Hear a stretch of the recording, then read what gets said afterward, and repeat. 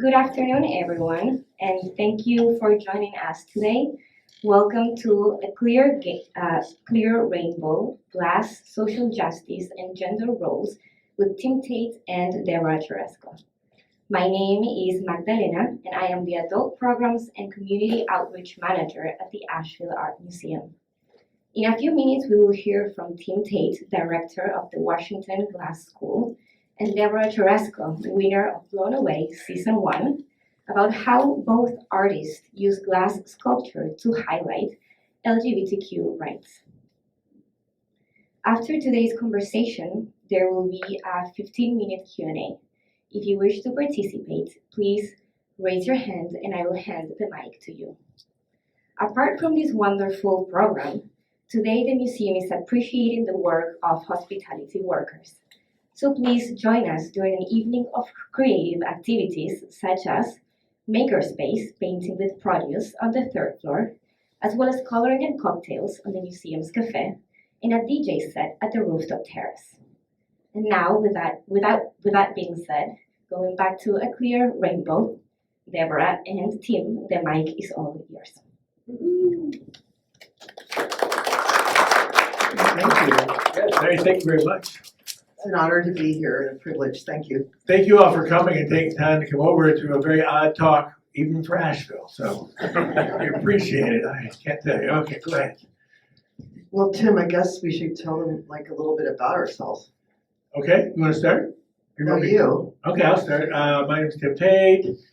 I've been in glass for 35 years. I have worked in the Smithsonian and many museums. I've been in the Venice Biennale 3 times. I was at the Hermitage Museum before the war. So we have to make sure it wasn't after, before the war. In fact, the piece that was there, I'm not even sure is out of the Soviet Union. We're hoping it is. We can't find it. Anyway, we'll see. And it's such a joy to actually, over the years, I've done a lot of work. And I have half of me that loves this Victorian, uber beautiful kind of work. And then I have the other half that wants to do LGTBQ kind of social justice issues. So I've always kind of gone in both directions. It's nice I can concentrate them all on this one talk, although these are very few of the images of our work compared to what we've made. So you have to apologize. But we apologize to all of you that there's not more time, but we've done it for a long time. So it would be a 2-hour lecture and they did not want that. So nobody wanted that. Nobody. At least of all us. Okay, go ahead. All right, so I'm Deborah Czeresko. I'm an artist that lives and works in New York City. Can everybody hear me? Yes. Okay, cool. Yes, my studio's in Gowanus, Brooklyn, and I've been working in glass for over 35 years. And I started blowing glass, studying Venetian-style glass blowing and specifically goblet making. And that's how I got my sensibilities for glass at the New York Experimental Glass Workshop, which is now Urban Glass. I then went to Tulane University and got an MFA in glass from there, and then moved back to New York, where I guess started my career, but it was more like a fabrication career. I was fabricating for other artists in New York, such as Kiki Smith and Robert Koger, et cetera, et cetera. There's so many artists there, and it was a good way to make a living and learn more about technique. The interesting thing about grad school was that it was really thick glass that I studied. So I went from really thin glass with frou-frous to like heavy, laden, 100-pound blobs of glass. So anyway, Cast glass, we call it. For blowers who don't know what it is. Right?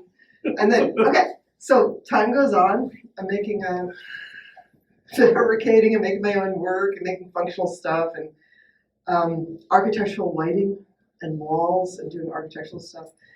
And then I put an application in to be on Blown Away, and I got accepted, and then became a minor celebrity, which actually in Asheville, I've been recognized everywhere. I'm like, move over, Kim Kardashian.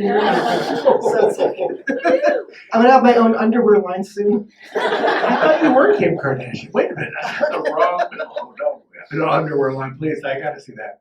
Please make that. Well, it's happening right now. Okay. Anyway, that's my background. Oh, my BFA is in psychology. Okay, well, we need to do that. I don't know. I didn't plan that. All right, you want to click? You click. Here we go. All right, click for us. We're going to go through. We chose the clear rainbow as a title because of glass being clear in its like natural state, sort of. She chose the clear rainbow. Seems to come to it. Mistress Deborah. Okay. Early years, I wanted to prove to people I used to be young. And I only show this picture because that small Sacred Heart in my left hand was the first piece that went to the Smithsonian American Art Museum. And I had no idea. It wasn't meant to be Catholic. I'm not Catholic. Zero religion. So I did it because when my mom was ill, I used to bring her little hearts all the time just because it made her happy when she was sick. And after she passed, I made it bigger. And I remember she had taken me to JFK's eternal flame at his gravesite in Arlington Cemetery. So I put that on top as a remembrance piece, and her ashes went inside. So that was why I made the first piece. And then everybody liked the form, and not for Catholic reasons, just because the form was interesting. So I started making a ton of them, and there are several of them down the street at Momentum Gallery. So it has sentimental reason, though. Very Similar for me, but I think of it as a remembrance piece, right? We have Eternal Flame coming out. That's a remembrance piece. So I use them strictly as a remembrance form. And I've seen more of your work, like as you've gone on in years, and like have a gray hair or two. And I notice you continue to use it. So I know it's a very special motif for you. Yes, it is. Anytime I blow glass, it's the only thing I can blow on a tube. So since it's the only thing I can make blow a glass, I tend to make those if I have to blow glass. Fortunately, I'm a caster, so I like to do that. I get a lot of time to do that. I think it's interesting, though, because we'll see continuums that we maybe didn't know we had throughout these slides. That could be, yeah. I'm going to move on to me now. Here we go. Please, go.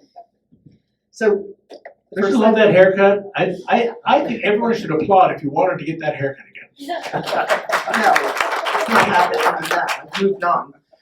Sorry, kidding, go ahead. So this is my first slide, and this is my early work, and it was called Ellis Island Project, and I did it in collaboration with a photographer who did mural-size photographs of kind of really moody pictures of Ellis Island. This piece was done in the early 90s, and Ellis Island was being refurbished as a museum, tourist attraction. But what they don't tell you in these things typically is that the horrors of coming through Ellis Island. I mean, there's horrors of immigrating now in different ways, but there was also horrors back then, and one of them was medical testing on immigrants. So that we never know about, right? I mean, terrible medical testings. I mean, not that they had diseases, they were just testing, they were just experimenting on refugees. And I mean, this is the beginning, so I'm going to say, when Tim asked me to do this lecture with him, thank you, Tim, I really do appreciate it. It's been wonderful coming to Asheville. Thank you, Asheville. I was like, well, what is queer glass, right? I started to wonder, and then every slide of mine isn't just like queer, but is it? It's made by one. Like, no, I know that doesn't mean it's queer glass, but I realize there's a sensibility about the world and a sensitivity to the world that's almost in every piece I made that I'm going to define it as queer. I think that's a good idea. So, human rights in general, civil rights, really coming social into justice. this. Yeah. So let's go to another slide. What we got? These are two early pieces of mine. I used to do things. I was in ACT UP, and I was HIV positive early in my life. And so the one on the right was 9 angels, 1 bull, and that was, I lost in 1 year 9 friends, 2 I dated in the same year. And it was like a devastating thing. So as many artists do, we kind of work through the difficulties in our life and heal by making work about these experiences. And the other one is, being on ACT UP and going to the White House and protesting.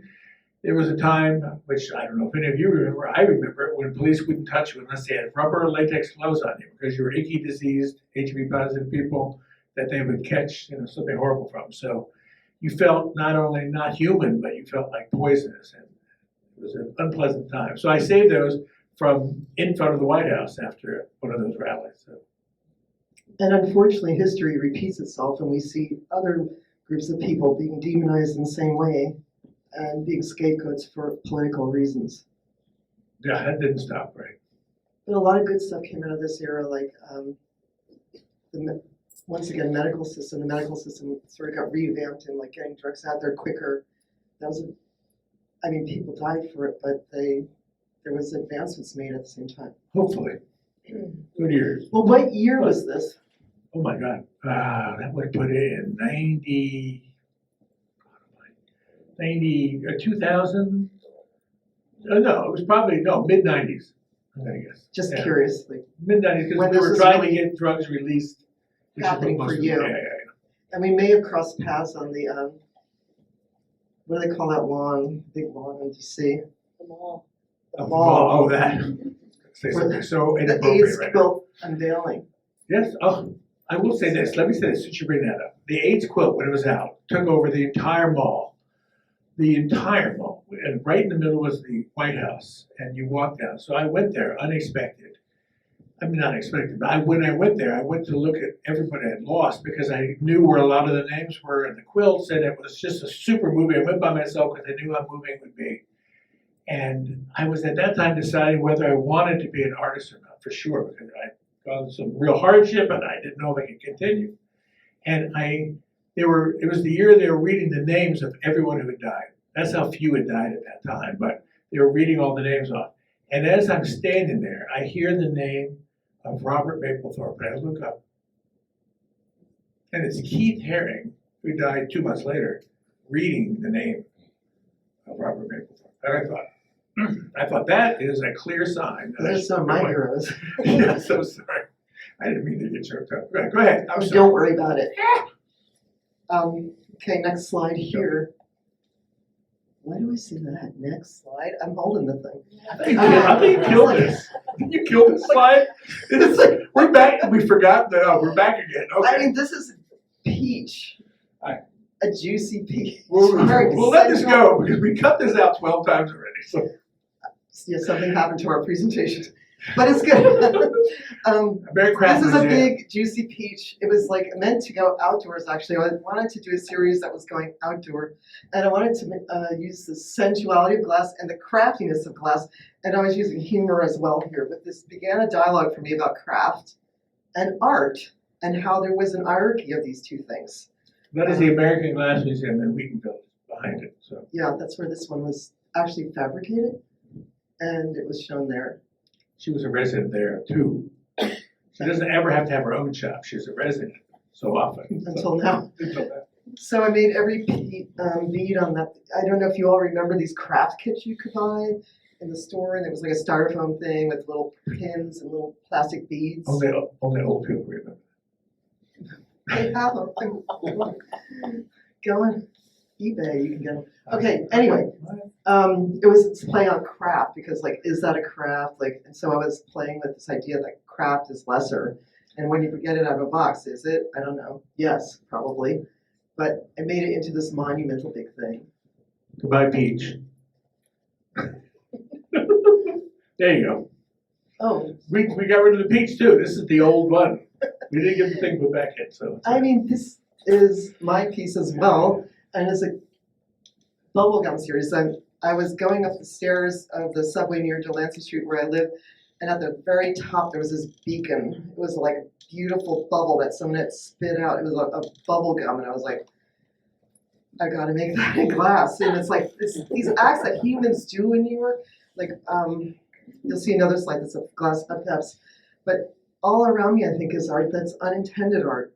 In a weird way, it's folk art, but this is like humans, like they do things like doodling or they chew it and then they throw this thing down. It's art, and I'm like, I want to, sort of make it a permanent, like luscious thing with glass. And Sure. Also, by the way, Momentum Gallery is now carrying Deborah Czeresko and expanding what they're carrying with me. So we will be here frequently at Momentum Gallery. So welcome aboard. thanks, it's been lovely meeting the Momentum Gallerists. We have to hurry because there's so little time. Okay, on the You can stop right, at any time. on the left, sorry, my right. On the left is the first time two men were ever recorded dancing together. It is 1896. This is from the Library of Congress archives. 1896, Thomas Edison studio. He wanted to see if sound would match up to movement. No one knew then So you see the violinist playing into the horn, it's now making onto one of the cylinders those words. And two gentlemen who were working in the lab, because there were no women, got up to dance for 3 minutes. And they could never have realized that those 3 minutes that meant very little to them, except they were trying to test something out, would outlive their great grandkids. And that would be in our, iconic moment for all queer people. Here it is, the first time two men ever recorded dancing. And the way we see them has changed over here. It was sometimes it's funny, sometimes it was horrible. Now it's nostalgic. They're sweet looking and they're dancing away. On the right are other examples of how, since we don't have our own world in film or media, certainly through the 30s, 40s, 50s, etc., we took any images we could to see our lives, because we don't see our lives in films, we don't see our lives in art shows, we don't see our lives anywhere.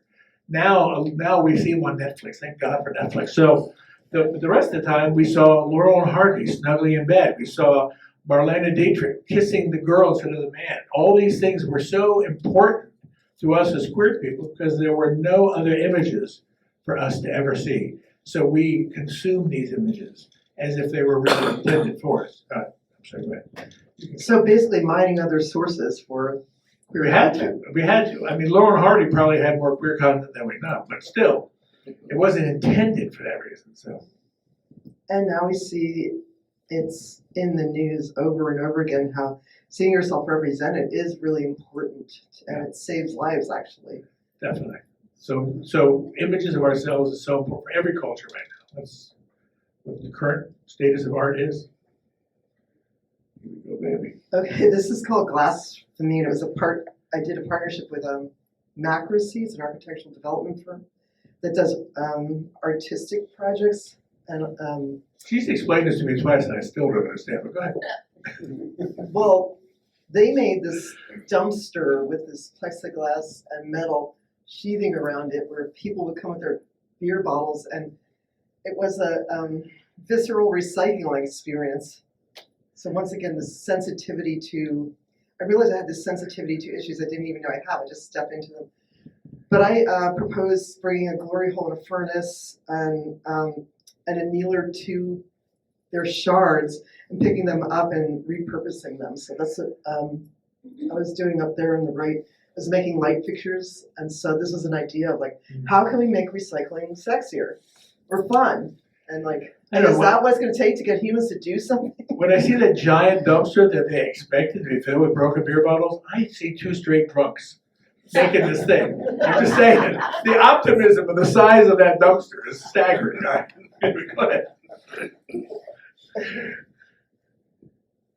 Oh, here we are. This is some stories. On this side, that is, there was AIDS hospices. Queer people set up AIDS hospices because no one else was doing it, so we had to do things for ourselves. And I went to one in Baltimore where I'd volunteer, and there was a Army medic who was from the Vietnam War, and his family completely disowned him.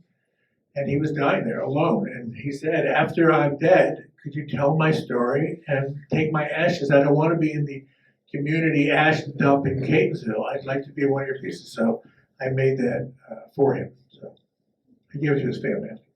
The other one is, since I'm going to hell, ask anyone who's religious. I thought I'd sneak into heaven through the back door. So that's called sneaking into heaven. So I'll get in there one way or the other. There you go. Your pieces remind me a lot of medieval reliquaries. Nice. Are you influenced by those? Very much. In fact, I called them reliquaries for years. So. Haha. And by the way, those are never crosses, those are plus signs, HIV positive. They're not Christian signs. They were meaning I was HIV positive all the time. All right, go ahead. Now we're talking. This is called Meat Chandelier. This is in the collection of the Corey Museum of Glass. And it's kind of a feminist piece about making glass and making chandeliers and being a maestro in glass and what subject is made by those maestros. So the typical subject matter of the chandelier, your frou-frou-y chandelier that everybody loves that's from Venice, It's florals, flowers, yeah, flowers. florals and acanthus leaves, and And I'm like, I went to Murano many years ago, like 25 years ago, and I walked through the door of the factory. I got an invitation to go. And when I walked through the door of the factory, people were just staring at me and they came running. They're like, oh my God, a woman that can blow glass. And this is like 25 years ago. So Wow. they stuck a blowpipe in my hand and made me make a goblet.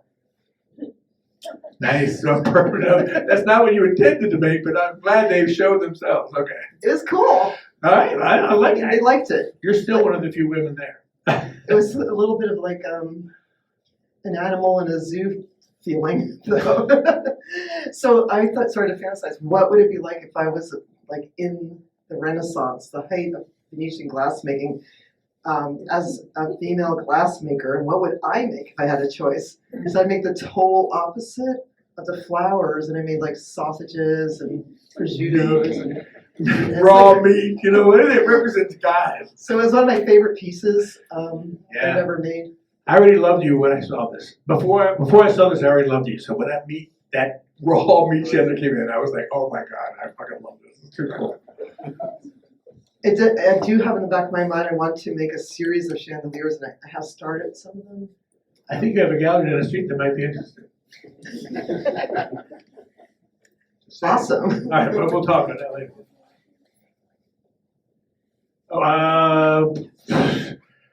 The one on this side, all right, that's your left. On the left is I wake up each morning, every single morning for years after becoming HIV positive. I woke up and every morning I had the same thought.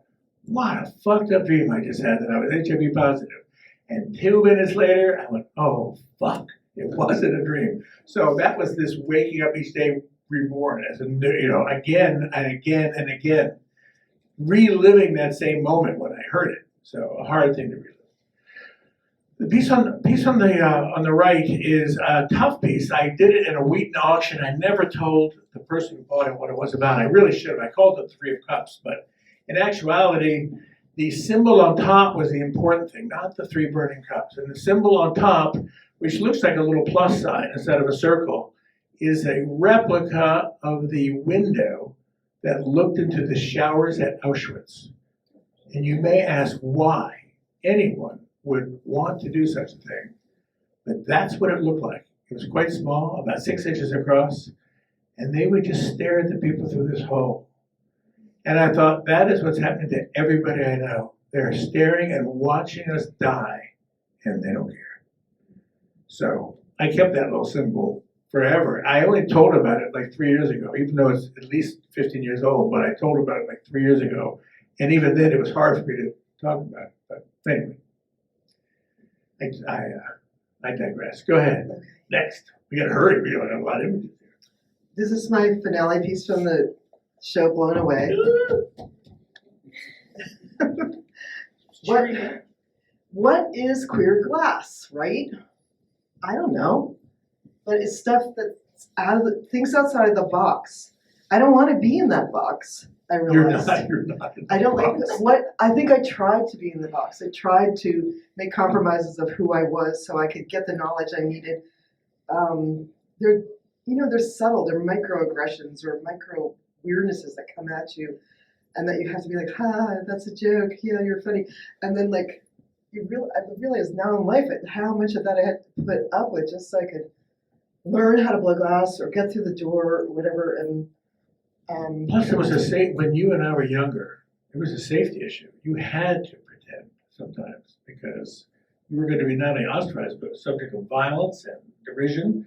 Unfortunately, that's coming back heavily now. There's more violence now than when I was younger, particularly directed at trans women. That is the absolute, trans women, the violence is so horrible. 1 in 3 have been a subject of violence already. 1 in 3. It's like, how many of that would mean that 10 of you here had already been subjected to horrible violence because of who you are? It's very horrible. It's tough that we're dealing with it, but we're still dealing with it. I didn't mean to pull away from yours. Yes, when she did her finale, by that time all of us loved her, right? At first, well, was she okay? But by this time we were all cheering her on. So I don't know if everybody.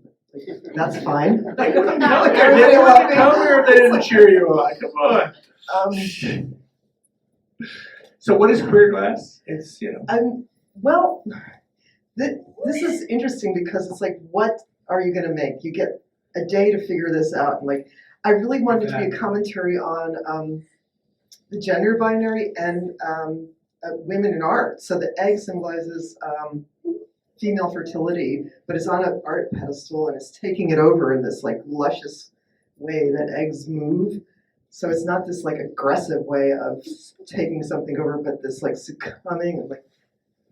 I like the sausage through the hole in the frying pan. Personally, that to me said it all. I mean, you could have had a moving train, but I like that. Well, I wanted to use some kind of metal thing. Like, I wanted to use a grill, but it was just not enough time.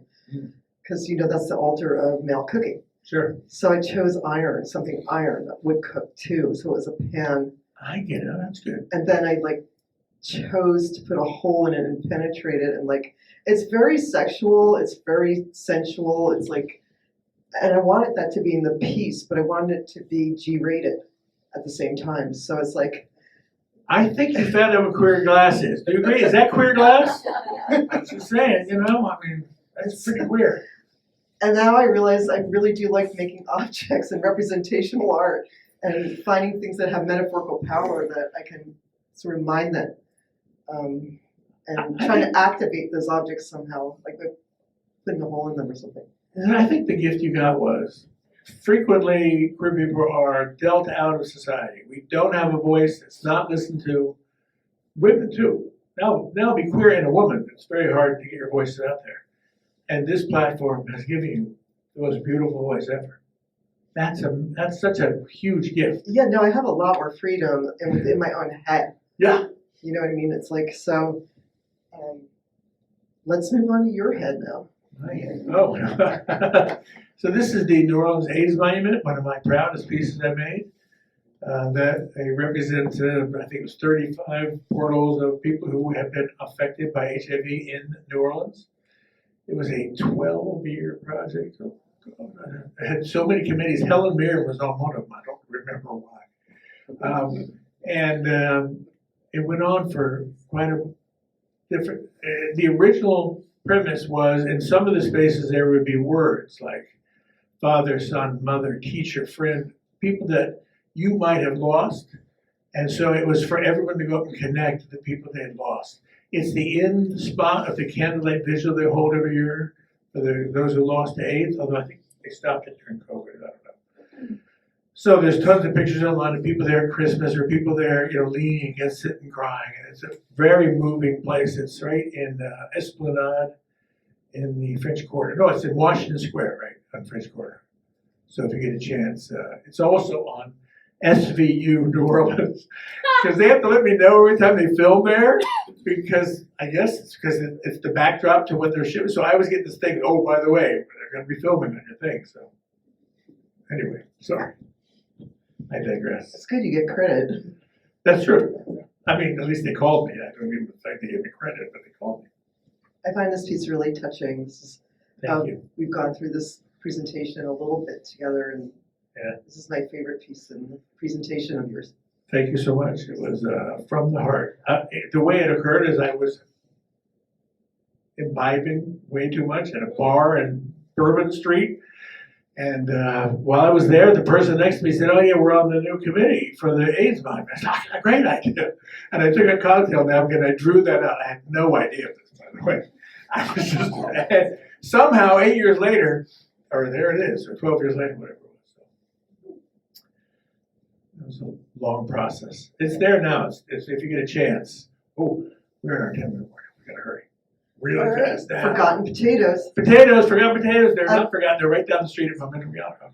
This is one that I made in response to the challenge on the show, but it really, once again, reflects how I'm using the metaphorical power of an object to sort of to mine that object for what it represents. So, and to me, these potatoes are powerhouses, right? They have this. People don't want to eat them because they have a lot of carbs, but carbs are energy. So, and they you just forget about them. They start growing, and to me, it represented any marginalized population that really was actually amazing that gets disregarded in the world. You call me the forgotten potato. I call it the encouraged potato. I'm encouraging the spouts to grow. So it's a different way of looking at it. I'm encouraging. I want to see the difference. And anybody that wants to see them in person, they are down at Momentum Gallery now. Not these ones in particular. The purple which is there, really cool. Some really, I think, beautiful ones. Some of my favorite ones I've ever made. Yeah. I In fact, they're making really things spectacular. on this show was really difficult, to be perfectly honest, because we didn't have assistants. They were that had graduated from school for very long, or were still in school learning techniques. So these might not be my best potatoes. The ones down there are. This is my hope for the future, where we have to hide from no one. It's a video of a blinking eye looking out of this really lush 42-inch cross textured field of flowers, almost like you're peering from a bush. I wish that we could have a world where we don't have to hide from anyone.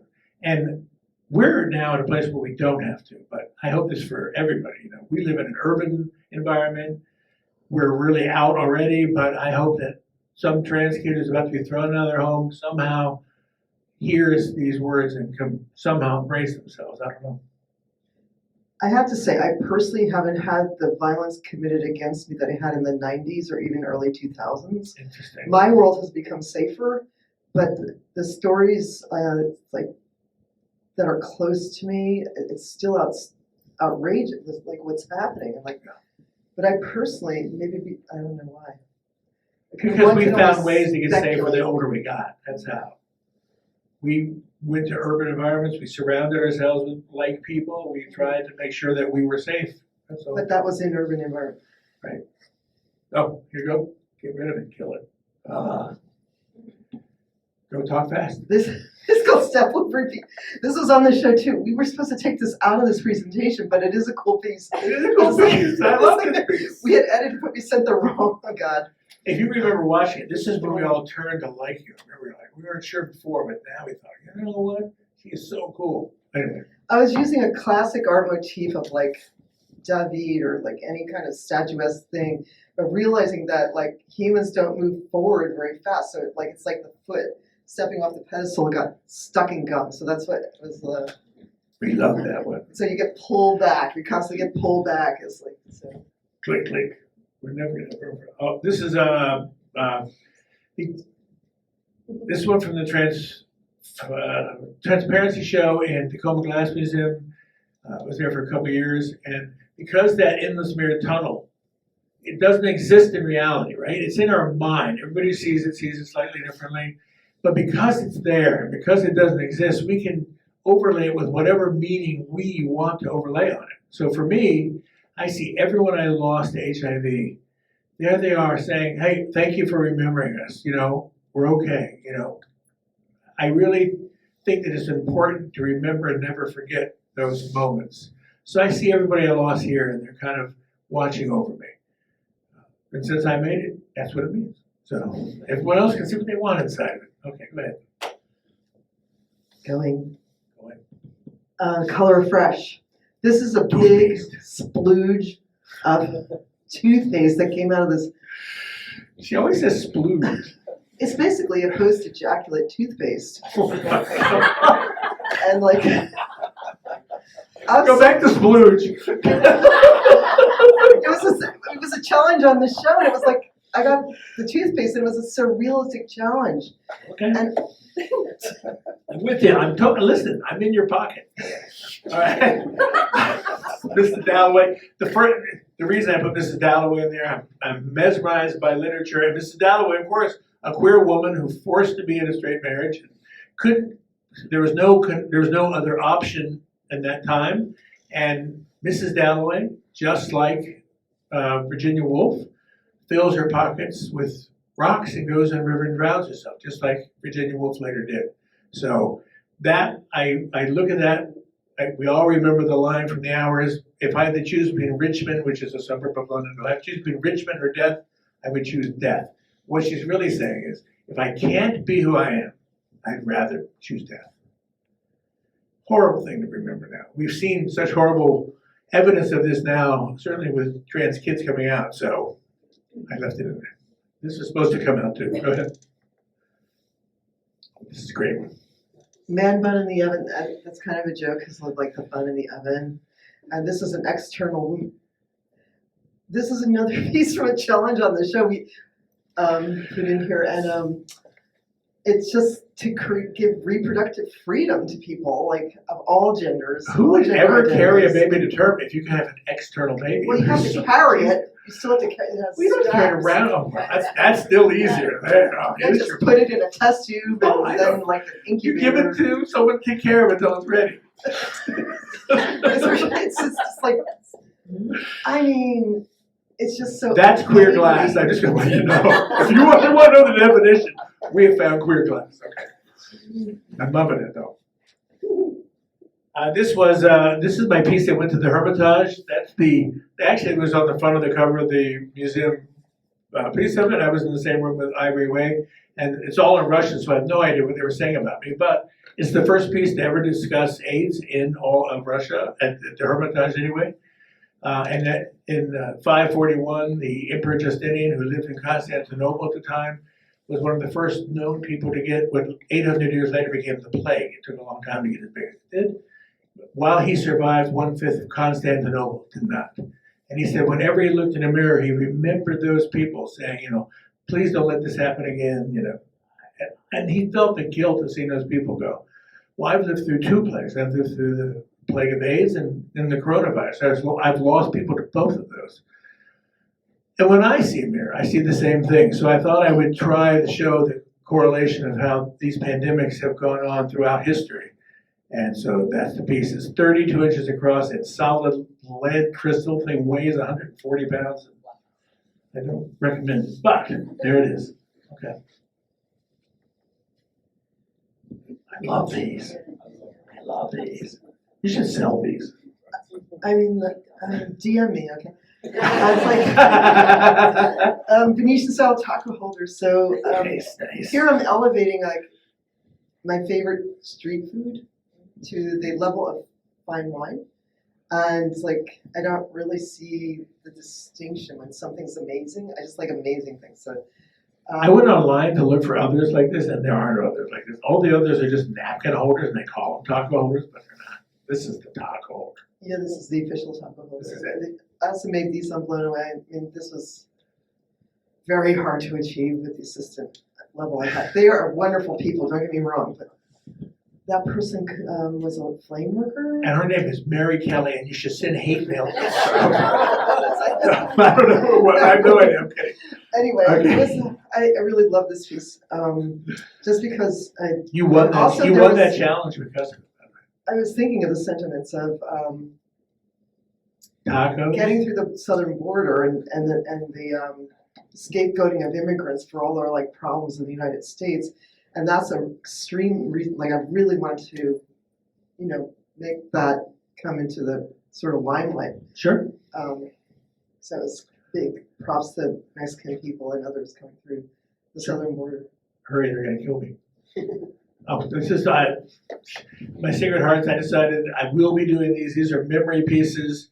On the far right is Alan Turing, who we all know from the movie. I can't remember the name of it, but as soon as he saved the world, they found that he was gay, and they immediately chemically castrated him, and he ultimately dies by eating an arsenic-laden apple, and that is why the symbol of the Apple computer is a bite out of it, because he invented the computer, and then he bit that apple and died. That's Matthew Shepard, who I was lucky enough and honored enough to view his internment at the National Cathedral. He and Helen Keller are the only non-religious people buried in the crypt at the National Cathedral. So I went there to pay homage to his family, and then Marsha B. Johnson, the mother of us all. So one of the drag queens who began the Stonewall riots. There you go. Sorry. This is some work from a recent show I had in New York at the Hanatroa Gallery called Fruiting Bodies, Creatures of Culture. And I brought some of the fruiting bodies down here, and they're in the Momentum Gallery if you want to see them in person. But in this gallery, I made in installation. I had the whole room, and I used mushrooms as a symbolism for sort of the mycological networking. And so around the room, I put neon mycelium that's on the wall. Obviously, mycelium go below the ground, but I had to show the electrical impulse of mycelium. And it had 1,200 pounds of glass soil on the ground, and a Did you have to clean chandelier. that up afterwards? Yeah, No. I cleaned it. Yeah. So I made another chandelier, and this one has glass leaves coming off of it because the mushrooms eat the leaves, and then. But that And is. mushrooms are non-binary, so that's queer glass. They are Just saying. a mushroom. I don't. Wait, how many mushrooms do we have? One. Very few. Okay. Well, I use the mushroom because it is a symbol of a total non-binary being, and there's so many queer organisms in nature and non-binary organisms in nature, and this is coming out more and more, and there's movies coming out and podcasts coming out about it. But literally, the mushroom is neither plant nor animal totally, because they get their energy by absorbing, basically eating through enzymatic decomposition. They don't need sunlight, whereas a plant with chlorophyll in it needs sunlight to break down the sugars. I saw two emperor penguins who were boys and they were boyfriends. I mean, it's remarkable. It's South like Africa. it's like really a new area that's being studied, and so the mushroom represents, like, it has 1 foot in plant and 1 foot in animal. And another thing about mushrooms is, back in the day when science was first being formed, the study of mushrooms was given to women because they weren't considered serious real plants. Oh, interesting. There's a lot of stories behind, like, mushrooms and mycelium, and There are always people poisoning people.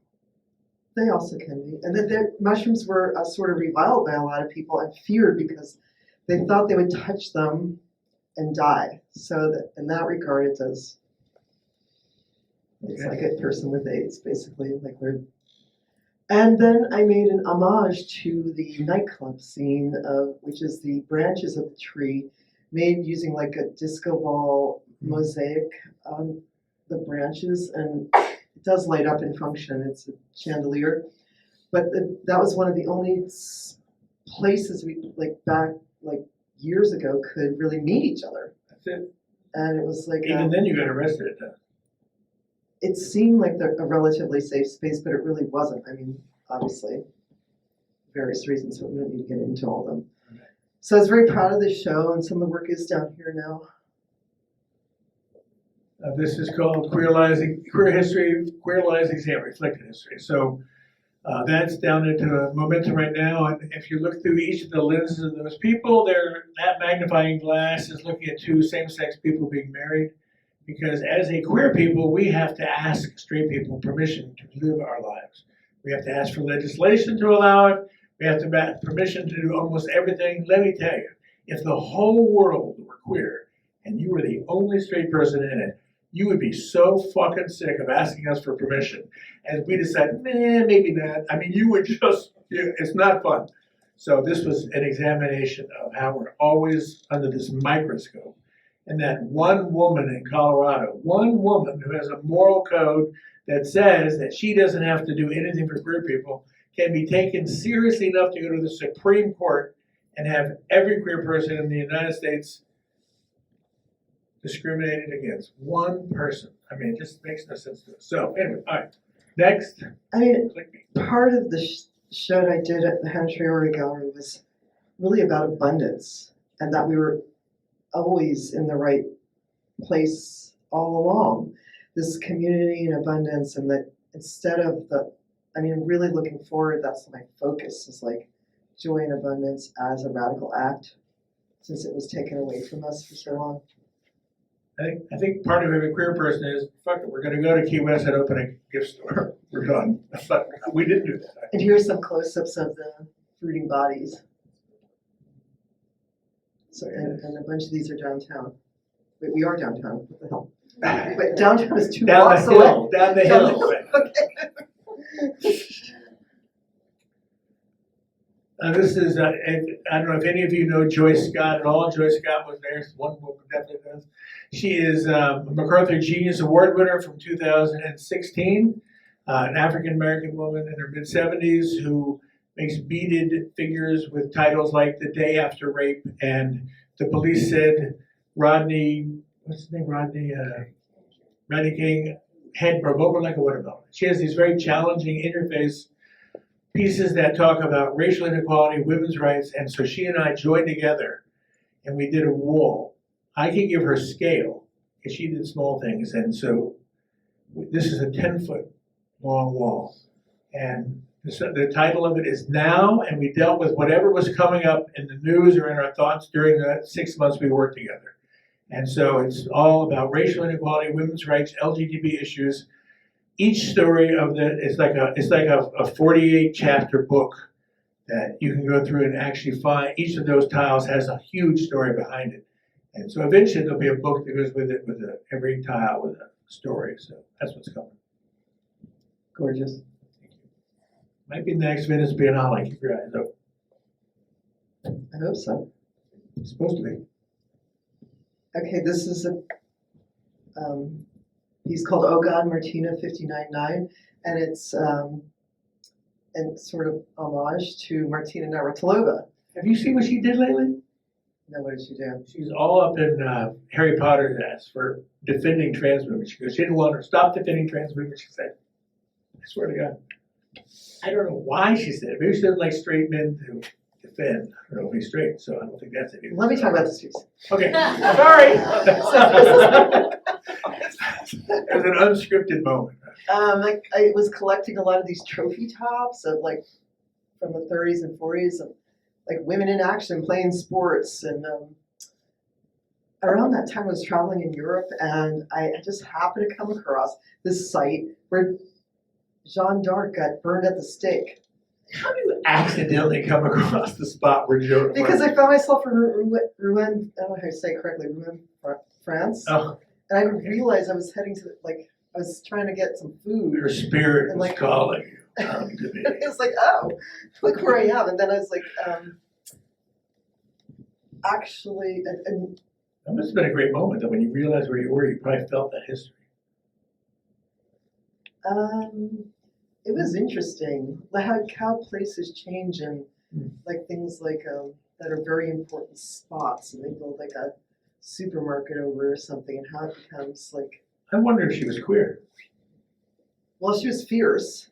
Right. I mean, there weren't a lot of fierce straight women back then. She was married to God. Now there's tons of fierce straight women. I want to be clear about that. I don't want to think that. Anyway, that's the barbecue grill, and there's glass coals on it, and this is in the Toledo Museum. It's purchased by the Toledo Museum, and it's neon flames.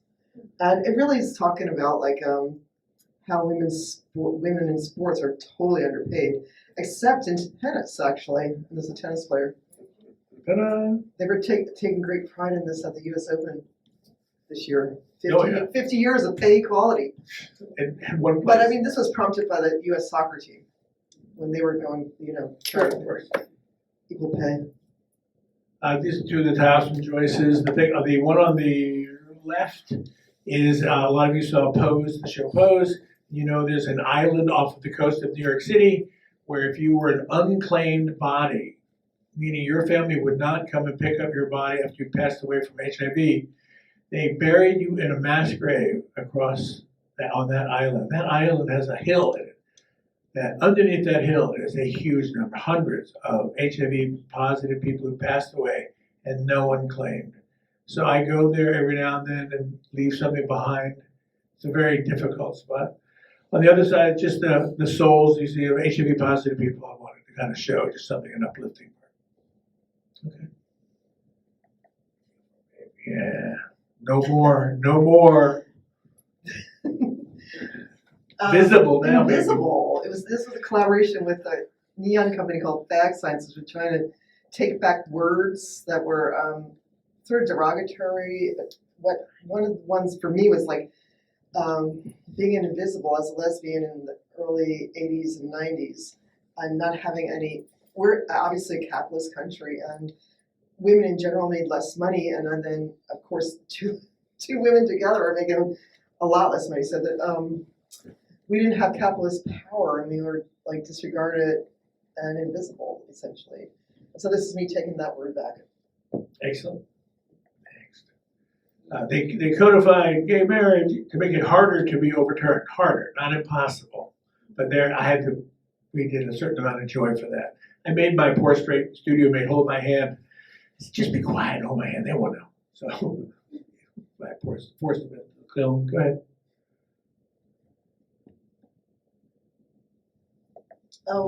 This is a series of large sculptural animal feet I did. It's kind of animals, you know, the way the chandelier is a theme for like a lot of maestros, so are animals. So they make a lot of horses that require, for example, so much skill, but still you get this thing that looks like a doll or something Barbie could ride on. But it took incredible skill. So I wanted to like sort of make larger pieces that were more sculptural. And I chose to do parts of the animal. It's a very beautiful series in person, and it's been very successful. And There'll be a momentum soon. I would like a place to show these. They want to show them, so there you go. The bat is one of my favorites, and they're just really poetic, like these huge ghosts of animals and little ice-like things. And I just actually wanted to be a glass sculptor and have subject matter that a glass sculptor would use. Love that. Club Q, Colorado, 5 people killed. On the right, 1 star for every person killed at Pace nightclub, in Pulse nightclub in Orlando. So, nothing else but a horrible thing. Yeah. So much for the community meeting there. The director of Urban Glass happened to live right nearby when that happened, so it was hugely moved by that. So, Yeah, how could you not be? I mean, that'd be great. They're creating a memorial now. It's going to take a few years to put it together. Another animal series. I wanted to make life-size animals. What did you say? I like the dogs. Chihuahua, Jack Russell, Boston Terrier, and some accoutrements, the chew toy and a I'm not sure why this is in this, but I'm all happy that it's there. All right. Really, Go. the reason it's here is because I did study psychology, and I began to wonder, why do people do the things they do? How do they let their mentalities develop? And it's through this Pavlovian psychology of learning that I realized. So I was gonna, I love these little dogs, but I was like thinking that's what got me to make them. I love them. I want to be that. I love the pet I want to carrier. be the Jack Russell. The pet carrier works. I don't want that. I Door want the Jack opens and Russell Terrier. closes.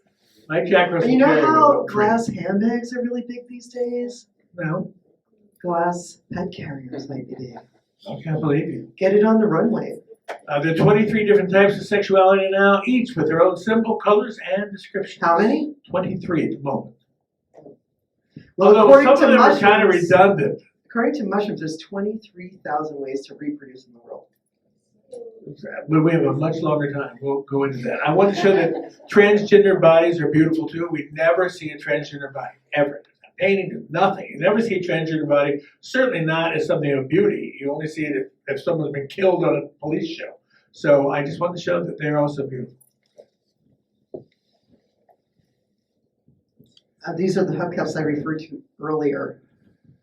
And here I'm using metal-themed objects and a car muffler. So the car muffler is the opposite of toxic masculinity, which that represents, you know, this dented old thing that spews out, toxic smoke. I totally understand it. Now made it this gorgeous life-size or bigger than life car muffler. This is what I did when I got the residency from Blown Away and went to Corning. I made this series there, and this was shown in a Long Island museum. And many, many hubcaps for car wheel Symbols of covers. masculinity, yes. Yeah, but it's non-toxic masculinity. The hubcaps are they call it the jewelry of the car. So it's a very flamboyant part of the car. And then I transformed the. I would have thought the hood ornament would be neat. That's also jewelry. We should do a whole hood ornament series. 3 more hearts. They're just some of the older hearts I did during the HIV time. You can go fast because we're so late. Is anybody sleeping? Okay, no. Well, this is from another show I was on called Buddy versus Christmas. This is on the Food Network. And What the hell is this? I haven't seen this one, have I? you saw it. I did? But this was we edited it out, but somehow it got back in there. But I gotta talk about it now. All right, make it Okay, quick. well, it was a TV program, Buddy versus Christmas, and cake went up against 4 different craft mediums, and one was glass. So I had to make this in like a week. It was like life-threatening. It was so, I worked 14-hour days. It was, anyway, We there's now a lot have, of icicles. they're cool, I love But it. the central characters are a cookie and a mouse, and, Where's the mouse now? oh, I have it. Okay, that mouse will be raffled off at the end though. It's like, but what's going on here is, these are Santa's cookies that were laid out on the table. So when Santa comes down the chimney, he's the cookie, or they eat So- the cookie. For the rest of the slides, we have a 15-second minimum so we can get through it real fast. Because I gotta tell my otherwise, story. I'm asking, you have 15 Anyway. seconds. The mouse goes after the cookie, and the cookie thinks it falls in love with it, but instead, the cookie was There's just more. hungry and took a bite out of its head. Oh, there's more of this story you meant. Okay, I didn't know. So I like the mouse though. I won the challenge. I won that one. I'd like to talk about getting the mouse. Oh, All right, we'll let's go. talk. In my future, in an optimistic world, Pete Buttigieg will be president, and the woman on the right it will be the first non-binary Somalian American to ever head the Department of Justice. There we are. Yay. She's currently in the Oklahoma State Legislature. Okay. This is my fertility piece, turkey basters. It's going to be a chandelier as well eventually, I cannot wait. or a fountain. I haven't decided which. Fountain ideas, nice. We'll talk. I just did, this is my proposal for a memorial to Marsha B. Johnson. Again, that was going to be in the park, in the Marsha B. Johnson Park in New York. I was one of 63 people that were identified that should be doing it. I got down to the final 8, final 6, final 3, and then I didn't get it, but I was really happy to get to the final 3. I just thought I'd show it. It's meant to be a giant stage. All right, go ahead. I did 50 That's a seconds. heartbreaker. It was a heartbreaker. Nice but, piece. It'll To be continued, Tim. To be continued. I think that's a turkey chandelier. It's going to be another chandelier. So, yeah, I'll probably show the two in conjunction with each other. Maybe even hang from the bottom of the chandelier, surrounded by them. Yeah. These are pieces in progress. All right, one more, and then I think we're done. Fortunately, after the Pope visited our studio there, I will say we wouldn't have shown him except for he redeemed himself yesterday by saying that priests could now bless same-sex unions in the first time in our histories. So that's an amazing That thing. was yesterday, so we put them back in. I put him back in. So everyone's in our studio astounded at the work that was there. I'm not sure because of blasphemy or skill, but either way. Okay, so that is our presentation. And now we don't have any time for Q&A. Ah! Do we? I'm joking. Oh, Magdalene is our fierce taskmaster. She says yes. Okay, go ahead. I think that a great presentation deserves some time for Q&A. We'll share this back. So raise your hand and I'll pass the mic. So those yes. Does anyone have some questions? Would you like some more water? Deborah, I was curious, how large were the hubcaps? It's hard to get an idea of scale for most of the work that both of you were showing. How big was, I think you said the work with the Baltimore bead artist. Joyce Scott. Joyce Scott. How big was that piece and how big were your hubcaps? Thank you. My wall was 10 foot long and 10 foot by 6 foot. Huge wall, yeah. And where is it? Right now, it's supposed to be a Goya Gallery, but Goya Gallery is negotiating with the Venice Biennale because Marengo is going to take over the Central Pavilion during the Venice Biennale, and they want in the Central Pavilion. While all this happens, it's in a crate, irritating me to know, and they're sitting in the darkness, but okay. It'll come back into the light. It'll come back into the light at some point. And the hubcaps are life size. Really? So I measured, there's 13 inch, 14 inch, 15 inch. So life size. One more question.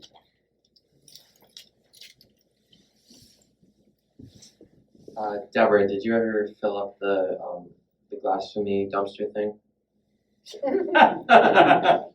The optimistic dumpster here. No. Well, we kept taking shards out in wheelbarrows and melting them. But no, that would be a lot of bottles. But it is an interesting way to recycle. Quite entertaining. I mean, people come up and ask me to consult with them on different projects that are eco-friendly or like use less energy, and I think that actually is a good one. Like just like Sure. in Coney Island, they throw things at there's like someone and they try to get the person like they throw something above the person's head and they dunk in water to get it. It could easily go on Coney Island. In Africa and Ghana and in Kenya and other places, they're actually using bottle glass to blood. That's all they had. They can hear me, right? Yeah. Yep. Okay. My voice cracked. Okay. Hook up with the rage room. Nice. There you go. Yes, What? hook up with the rage room. Like somebody can just break some glass. Oh yeah, that's part of it. Like you get your frustration out Always nice. and you recycle. Great, and I think we have one more question Okay. over here. Oh, Great. oh, Okay, then one more question over here.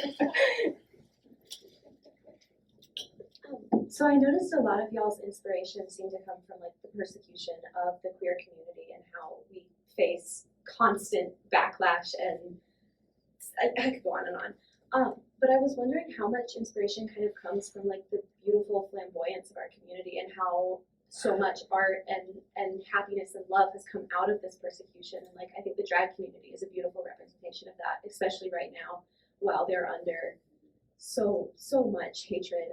Sure. I was kind of wondering about that influence on y'all's work and that kind of energy that you feel at a drag show and how that contributes.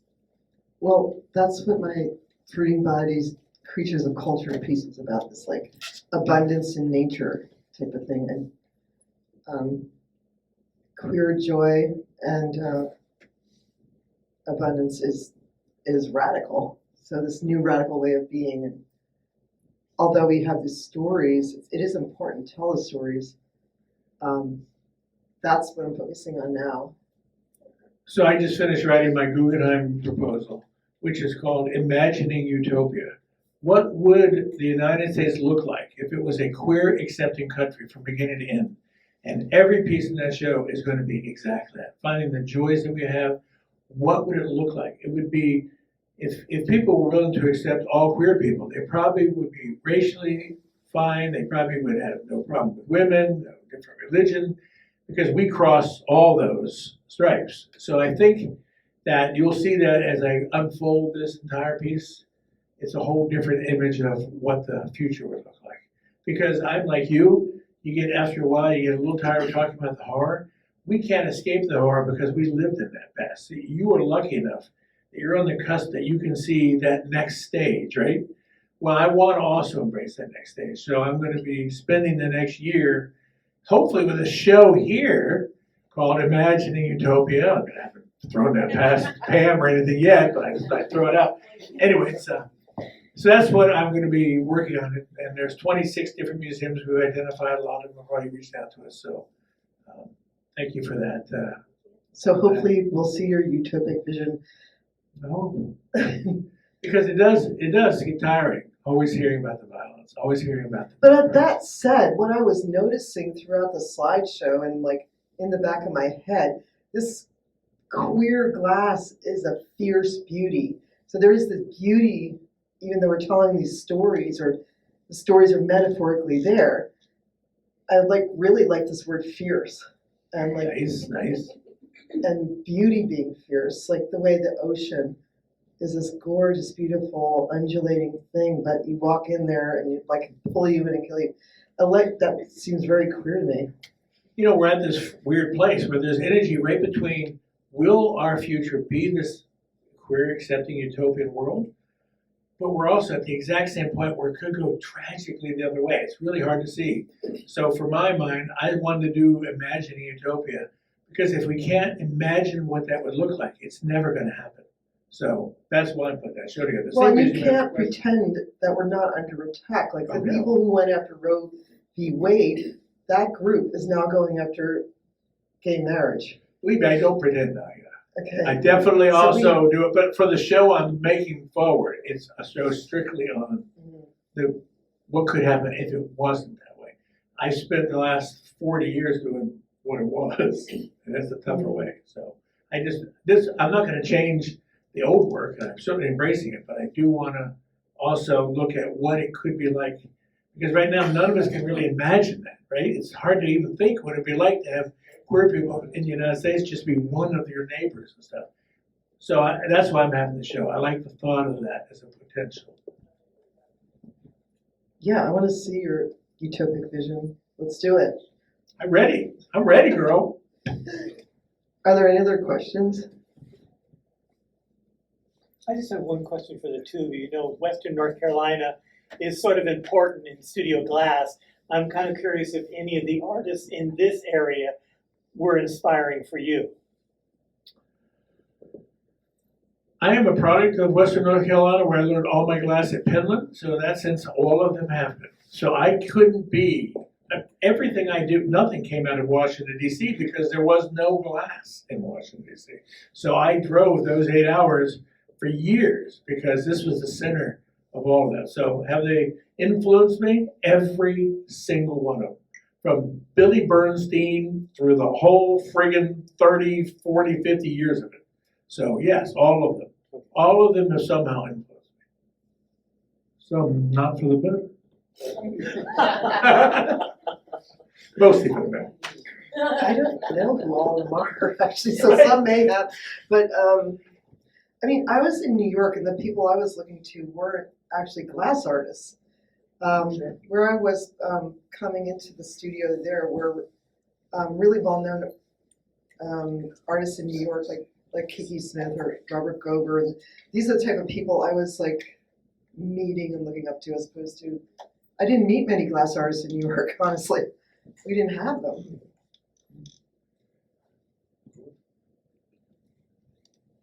I think that we have to end here, because I'm seeing Magdalena's panicked face. Thank you so much, all. Yeah, If you thanks. want to stay and talk to us afterwards, please do. Wait, I want to thank the hospitality workers for all your hospitality. Yay, hospitality workers! If you want to stay, you can. All right, but go on to whatever the next thing is. Okay, bye.